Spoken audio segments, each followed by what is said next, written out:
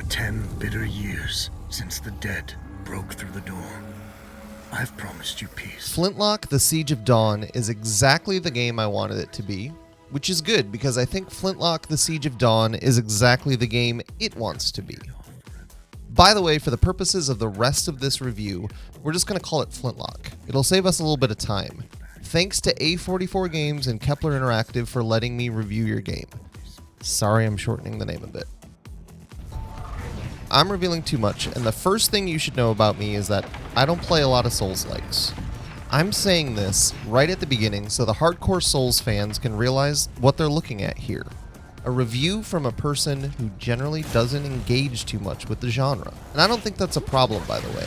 If a game is only playable by someone who knows the deep lore of a particular genre, then I think it's probably missed some sort of mark, since most games are meant to be playable by people in general, not just people with the right background.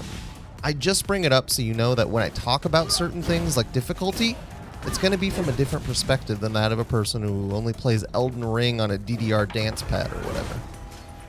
So why'd I take the opportunity to play Flintlock if I'm not that much into Souls-likes? Well, frankly, it's because Flintlock, from the beginning, looked freaking cool. I wanted to play it even though it could have been outside of my normal genre of game. So I was a little nervous that I'd get the game and boot it up and just not like it. Thankfully, that didn't happen. One thing I really liked from the very beginning is that Flintlock has difficulty options. And I'm not going to get into a discussion about whether Souls games can or should have difficulty options. Flintlock lets you choose how difficult you want it to be, and I'm glad that it does. For my playthrough, I chose normal difficulty. The other options were easy and possessed, and the difficulty felt exactly right for me. Any harder in this review never would have happened. Any easier might have taken away some of my sense of accomplishment in completing the thing. You do your own thing though. If you play however you want. I imagine Souls fans will want to choose the possessed difficulty. For me, like I said, normal felt just right. Difficult enough that it wasn't just a button masher, but not so difficult that I got frustrated. By the way, after the game's over, I'd love some kind of New Game Plus option where I could go into a harder difficulty with all of my upgraded skills and gear to challenge myself. As far as I can tell, it doesn't exist, but I would have loved to see it. So yeah, the combat on normal was exactly right for me. In playing the game, your character feels incredibly nimble, and you don't just have the typical dodge and dodge roll to move. You can also double jump and jump dodge, and those movements also count for timing-based benefits, like perfect dodge.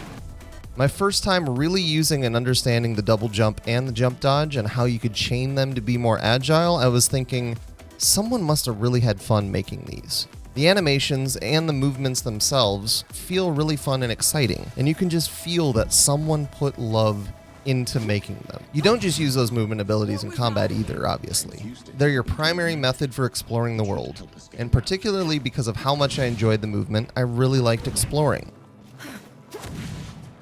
There were a lot of interesting side encounters to discover, and everywhere had something, even if sometimes the something was just a crafting resource tucked behind an enemy. I really appreciated opening up shortcuts through the world too. Rifts let you find new areas you otherwise wouldn't be able to access, or let you travel back and forth between areas without having to engage every single enemy. It's a clever idea that I think is done really well. As much as I enjoyed all my time with Flintlock though, it wasn't exactly perfect. The game crashed more than a few times in my 16 or so hours. This was something that the devs mentioned being aware of, and I'm hoping the patch I saw come in hours before the game launched fixed those crashes, but I can't be sure, and it seems necessary to mention that it did happen. Interestingly, the save system in the game works so well that I don't believe I ever, even once, lost progress from a crash. Just some time. The movement systems that I praised so much also weren't perfect. When you're exploring, for some reason, Nor seems to frequently just barely make it up the ledge you're trying to jump, which can be frustrating if you for some reason miss and fall, or it just kind of seems to slow you down a bit if she's having to mantle every single ledge every single time. There were also times in combat that I thought the enemies should have been kind of more aware of me than they actually were. Enemies nearby wouldn't always notice as I took down one of their allies, or if I was in combat and moved far enough away, They could even disengage mid-combat to walk back to their typical area.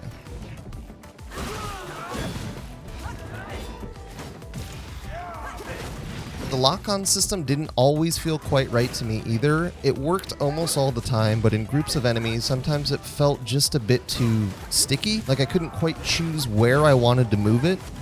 It feels especially obvious when you're near explosive barrels. Pulling the camera from the barrels that the game obviously wants you to shoot for the big explosion felt a little too tough at times.